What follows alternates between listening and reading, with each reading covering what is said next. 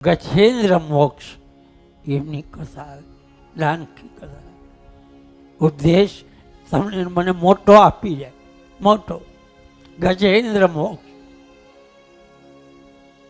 એકવાર હાથીને પાન ભૂલ્યો, મારા જેવું કોઈ નહીં, મારા જેવું કોઈ નહીં. ત્યારે બાપ તમારું મારું પતન પતન. દ્વારકાથી કૃષ્ણચંદ્રજી તમને મને કહે, વાલા તું લાયક બન્યો એટલે મેં તને આપ્યું, તું મારું મારું કર. હાથીને લાગ્યું મારા જેવું કોઈ નહીં, મારા જેવું કોઈ.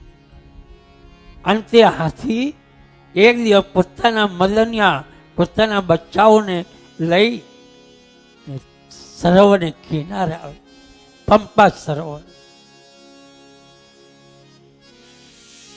હાથી કોણ, મગર કોણ, પંપા સરોવર કોણ? ભાગવતજીને એનું મર્મ બતાવ્યું કે બાપ સંસાર સરોવર છે, એની અંદર તમારે મારે રહેવાનું છે, બધાને રહેવાનું. સંસાર હાથી જીવ, અંદર બેઠેલો જીવ, એનું નામ હાથી છે. મગર, કાળ, બાપ નાનો માણસ હોય કે મોટો માણસ હોય, કાળ કોઈને છોડવાનો નથી. ડોક્ટર તમારું મારું દર્દ ઓછું કરી શકે, ડોક્ટર તમારું મારું દર્દ ઓછું કરી શકે, પણ આયુષ્ય આપી શકે. એ દોરી, એ ચાવી પ્રભુના હાથમાં છે.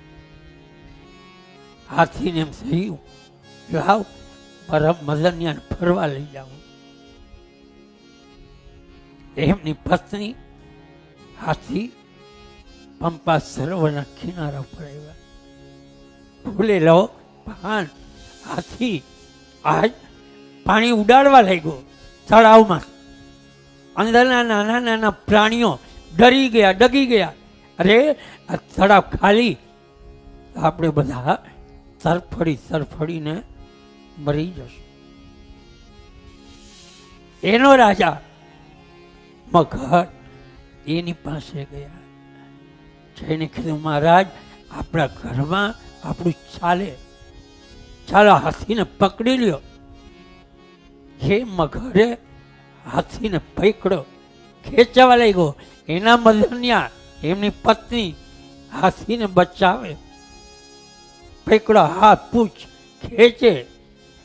હાથી અંદર જવા લાગ્યો.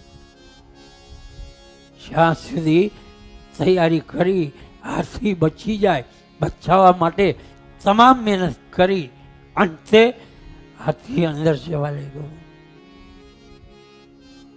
ત્યારે એની પત્ની, એના મદનિયા, બચ્ચા બધા કિનારા ઉપર આવી ગયા. કોઈ બચાવી નથી. હાથીને એમ થયું, પત્ની મારી, દીકરો મારા, પરિવાર મારો, કુટુંબ મારું.